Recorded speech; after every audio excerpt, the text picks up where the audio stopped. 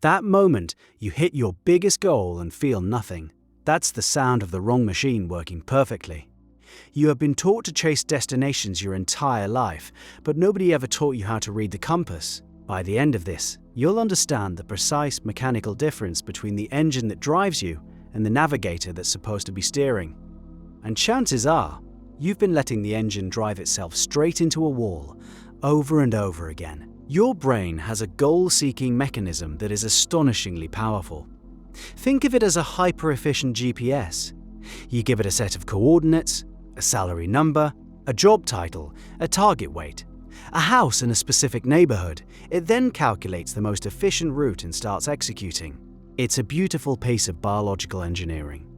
It loves clarity. It thrives on checklists.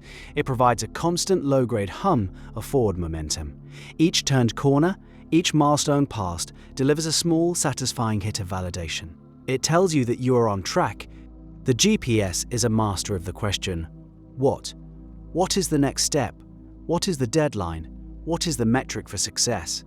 This is the language of projects, of careers, of modern ambition. It is concrete, legible, and deeply reassuring to the part of our mind that craves certainty. But this magnificent machine has a fatal flaw. A blind spot so total that it governs the entire system. Your GPS can tell you the fastest way to get to any address on the planet. It just can't tell you why you should go there. Its power is purely tactical. It has no strategic awareness at all. This is the core of the problem. We spend our lives optimizing the engine, making our GPS faster and more efficient, celebrating its arrival at destination after destination. But we've completely neglected the second system, the system that is supposed to be in the driver's seat, the system that asks why. And if you've been running on GPS alone, you already know the hollow feeling when the automated voice announces, "You have arrived." And you look around to realize you have no idea why you wanted to be there in the first place. That's the feeling of a powerful engine with no compass. The compass is your purpose. It's the second quieter system. A GPS gives you a destination, a point on a map. A compass gives you a direction. It just tells you which way is north. Your purpose doesn't name a specific job title or a bank account balance. It tells you which way is your north.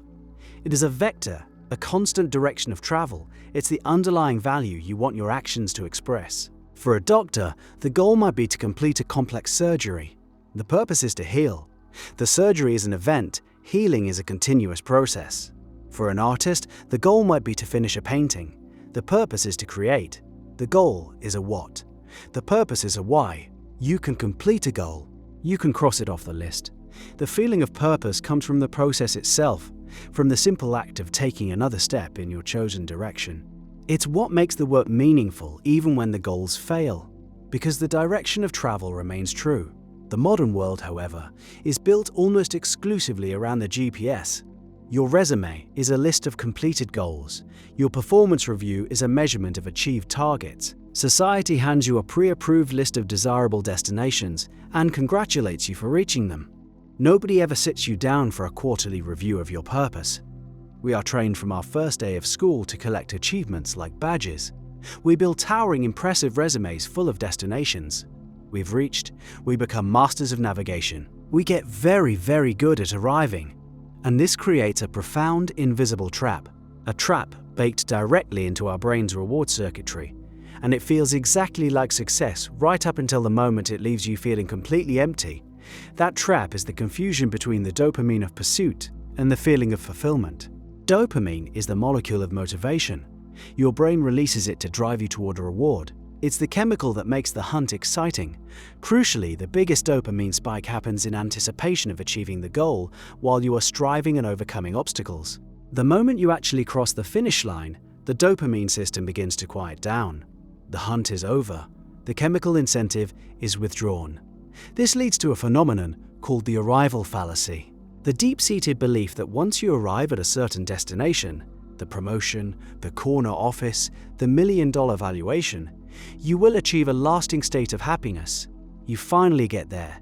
You stand at the summit you've been climbing for years. The view is nice for a day, maybe a week. Then it just becomes the view.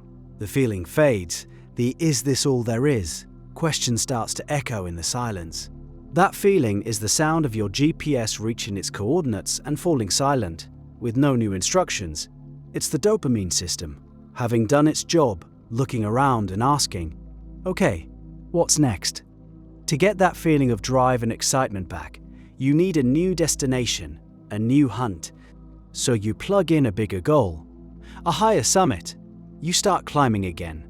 The dopamine returns, the feeling of forward momentum is back. This cycle works. For a while, you can run this program for 5, 10, even 20 years. But running this cycle over and over has a deeper, more corrosive consequence. It's doing more than just keeping you on a treadmill. It's fundamentally changing who you are. The long-term cost of living by GPS alone is that you build your entire identity on a foundation of external achievements. Your sense of self becomes fused with the destinations you've reached. You are your job title. You are your company's success. You are your net worth. These become the pillars of your identity, and this makes your sense of self incredibly fragile. What happens when the market turns and the company fails? What happens when you get laid off in a restructuring? What happens when you retire and the title that defined you for 40 years is gone overnight? When the goal is removed, the identity built upon it collapses. This is an identity foreclosure, a sudden, terrifying emptiness where a self used to be. You look in the mirror and you see the credentials, the awards, the artifacts of a successful life, but the person behind them feels like a stranger. Critics will say, you can't just wander around with a compass and no destination. And they're right. A compass without a map is just a spinning needle in the wilderness. Goals are essential. They are the tangible expressions of your purpose. They are the specific projects you undertake, the skills you master, the hills you decide to climb while you travel north. The goal of writing a book serves the purpose of sharing knowledge. The goal of starting a company serves the purpose of solving a specific problem. The goal is the verb. The purpose is the value behind the verb. The system works perfectly when the GPS serves the compass. The problem arises when the GPS takes over. When you start picking destinations at random, choosing them based on what looks impressive, or what other people expect of you, just to feel the dopamine of movement, that's when you're just a tourist in your own life. So how do you recalibrate? How do you find your compass, your own internal north? The common advice to find your passion is a perfect example of a goal-oriented mindset being applied to a purpose problem, and it often makes things worse. The phrase, find your passion, implies that purpose is a single perfect object hidden somewhere in the world, waiting for you to discover it, like a buried treasure. This creates a terrible kind of pressure. It leads to paralysis, as people wait for a lightning bolt of absolute clarity that rarely comes. They analyze, they journal, they take personality tests, all in an effort to figure out their one true calling before they take any action. But purpose is built, not found. It's forged. It is an emergent property that arises from the process of doing things, experimenting, and paying close attention to what resonates with you on a deeper level. It's like building a fire. You don't stumble upon a fully formed bonfire in the woods. You start with a tiny spark of interest, something you're curious about. You feed that spark with small sticks, actions, experiments, small projects. You read a book about it. You take a class. You talk to people who are doing it. You protect that fragile flame from the winds of doubt and internal criticism. You keep feeding it. Over time, with consistent effort, that spark grows into a flame, and then a fire that gives off its own heat and light. That's your purpose. It is the result of your sustained action, not the prerequisite for it. To find your sparks, you have to ask better questions. The GPS asks, what do I want to achieve? The compass asks, what problems am I interested in solving? Or, even better, what kind of pain am I willing to sustain? Because every path involves its own unique flavor of struggle. What struggle feels worthwhile to you?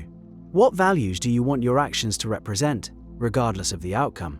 The answers to these questions are the sparks. They point you toward a direction. But there's a biological reason this is so difficult. Our brains are hardwired, for very good reasons, to prioritize the certainty of the GPS over the ambiguity of the compass. Your brain's core operating system evolved over millions of years to solve immediate, tangible problems in the physical world. Find food, a clear goal. Build shelter, a clear goal. Avoid the charging saber-toothed tiger, a very clear and immediate goal. These are concrete objectives with obvious pass or fail conditions. Your survival depended on your ability to execute on these finite tasks. Purpose, on the other hand, is abstract. It's long-term. It has no clear finish line. Your ancient survival hardware struggles to process it. A goal like increase quarterly revenue by 15% feels concrete and urgent.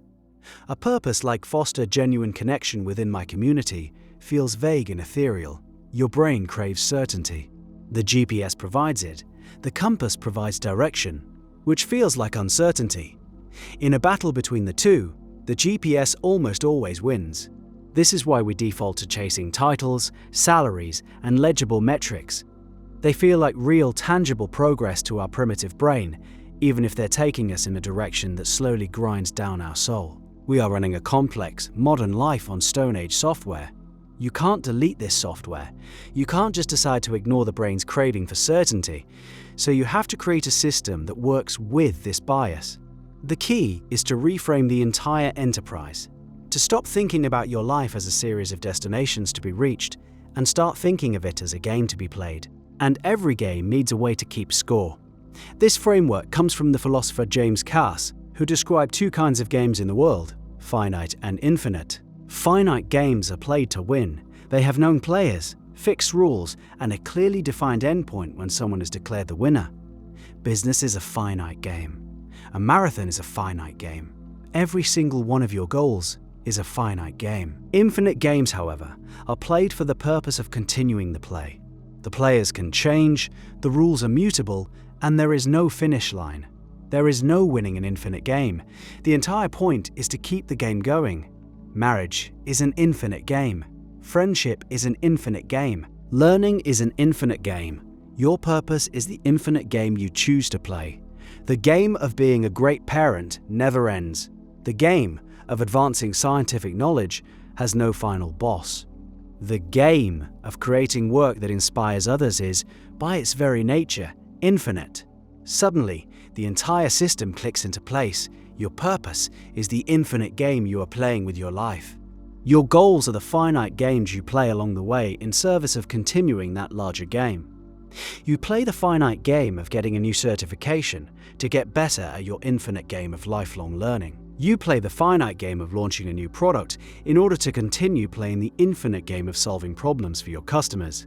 The finite game has a winner. The infinite game has players who are still playing. The goal serves the purpose.